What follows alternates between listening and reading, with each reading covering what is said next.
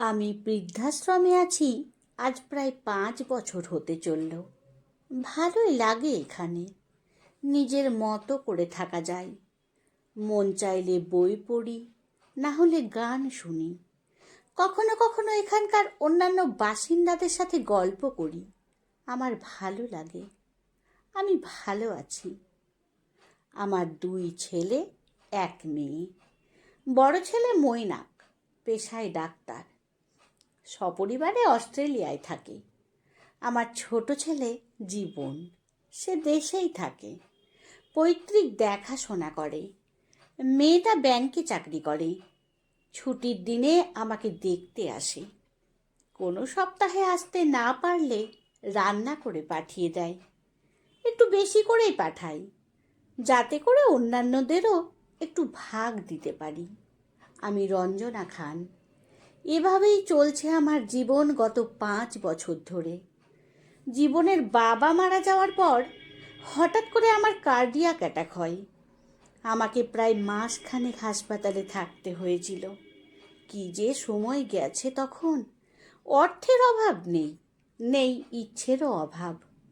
অভাব হচ্ছে সময়ের। হাসপাতালে সার্বক্ষণিকভাবে একজন থাকা, প্রতিনিয়ত ডাক্তারের সাথে কথা বলা, এক্সারসাইজ করানো, ওষুধ খাওয়ানো, সময় ধরে আরও কত কি। বাড়িতে আসার পর আর এক ঝামেলা। সার্বক্ষণিক দেখাশোনার জন্য একটা মানুষ কোথায় পাওয়া যায়?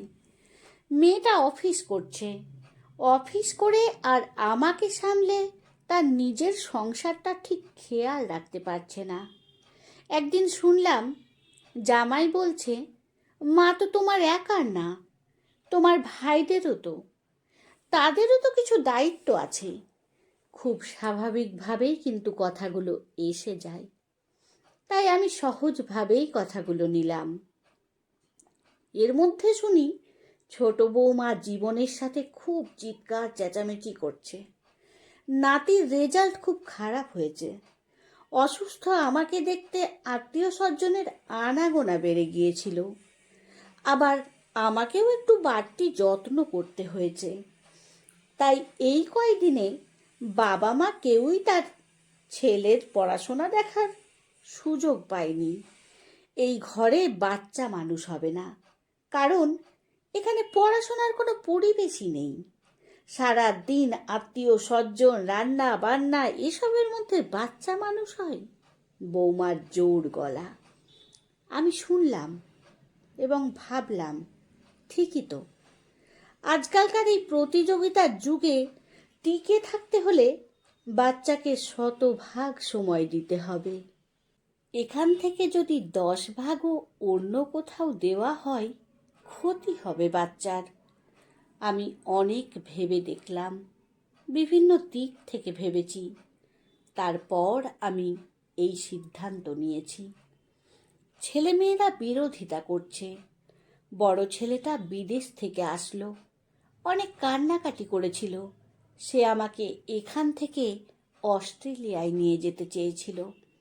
মেয়েটা অনুরোধ করেছিল যেন তার সাথে গিয়ে থাকি, কিন্তু আমি সবাইকে না করে দিয়েছি। আমি আমার সিদ্ধান্তে অটল থেকেছি। তাহলে মা, তুমি আমাদের ভালোবাসো না? আমাদের আপন মনে করো না? তাই আমাদের কারো সাথে থাকতে চাও না? জীবন কাতর কণ্ঠে জিজ্ঞেস করল, তার চোখে জল। ভালোবাসি রে পাগল, অনেক ভালোবাসি। আর তাই চাই সম্পর্কটা সব সময় এমন ভালোবাসাময় হয়েই থাকুক। একসাথে থাকা সম্পর্কগুলোর মধ্যে প্রত্যাশা অনেক বেশি রে। আর যখন প্রত্যাশা আর প্রাপ্তির হিসেব মেলে না, তখনই সম্পর্কের টানাপোড়েন শুরু হয়, পরিবারে অশান্তি বাড়ে। মা, তুমি আমাদের সাথে থাকতে চাও না? আবার আমাদের গ্রামের বাড়িটাও তো খালিই পড়ে আছে, তুমি তো ওই বাড়িতেও থাকতে পারো মা।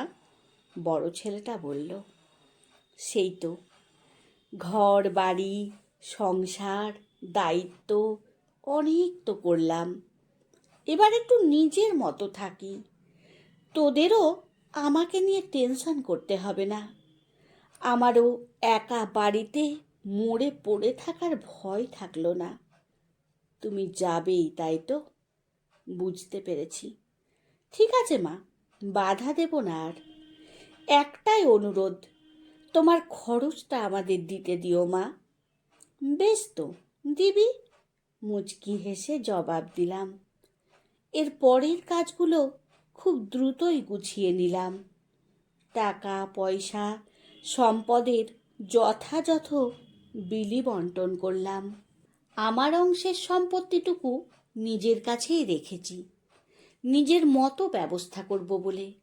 এ সম্পদ থেকে সমাজের বয়স্কদের জন্য কিছু করার ইচ্ছে আছে।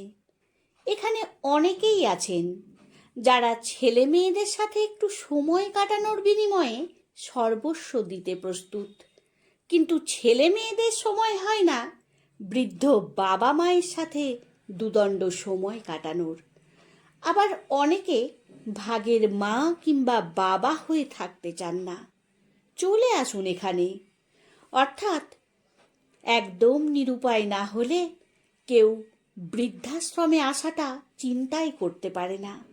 অথচ বৃদ্ধাশ্রমে থাকাটা যে জীবনের শেষ বেলায় অনেক ধরনের পারিবারিক জটিলতার বিপরীতে কোনো সুন্দর বা সম্মানজনক সমাধান হতে পারে, এই ধারণাটাই এখনো সমাজে তেমন গ্রহণযোগ্য নয়।